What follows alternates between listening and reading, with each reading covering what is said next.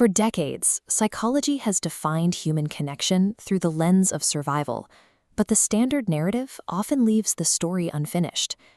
This narrative is built on attachment theory, the idea that human bonding is a biological imperative designed for safety and co-regulation. John Bowlby and Mary Ainsworth established this foundation by observing how we seek a secure base in others to manage our internal distress. Today, we often treat this science as a manual for security. We frame relationships as a contract to cure loneliness or a tool to regulate our nervous systems.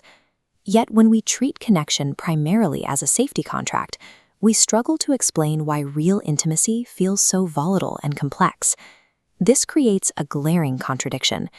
If we are biologically wired for secure, peaceful attachment, why are we magnetically drawn to dynamics that disrupt our peace? The nervous system frequently misinterprets painful activation. It treats anxiety as significance and drama as chemistry. Uncertainty is often mistaken for passion. Because our biology prioritizes familiarity, it instinctively returns to emotional landscapes it already knows, even if those landscapes create suffering. Classic therapeutic approaches often view this cycle as a pathology, a trauma to be healed or a repetition of past mistakes. But perhaps this intense, painful loop is the mind's way of bringing something invisible into the light. Repeating these patterns yields a hidden reward, the opportunity to see a part of ourselves that was previously inaccessible. We use these intense relational dynamics to retrieve the lost dimensions of our own psyche. Carl Jung described the shadow as the unlived potential suppressed to belong, the artist, the rebel, or the powerful self we were afraid to claim. Identity completion theory suggests we seek partners who embody these buried traits. We are searching for resolution to the unfinished emotional meaning in our past. Fascination is rarely about the other person. It is about the specific qualities they awaken in us, the freedom or creativity we abandoned long ago. Relationships act as mirrors, revealing vulnerability, ambition, or a need for freedom that we could not discover in isolation. This perspective requires an evolution of our internal logic, an emotional operating system, or EOS, that moves past survival. It begins with one realization: emotions are experiences, not commands.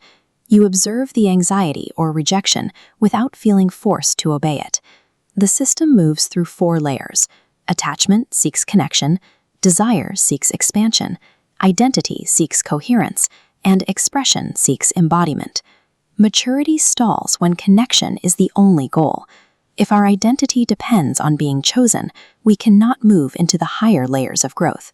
Conflict then becomes an inquiry. Instead of blaming a partner, we ask what suppressed shadow or forgotten boundary is being projected onto them in that moment. Maturity is the ability to navigate all 4 movements without getting stuck in the biological need for safety. This process leads to the final stage of human development: self-creation, expression. Your actions flow from inner truth. You create, station to feel complete. Intimacy provides the friction required to transform your inner imagination into something real and visible. Art emerges because something internal demands to be made visible. Relationships provide the canvas for emergence. The self was never waiting to be found in another. It was waiting to be expressed. True freedom is the ability to turn your inner experience into meaning and beauty. Through the architecture of connection, we develop the capacity to create ourselves. The relationship is the process. You are the result.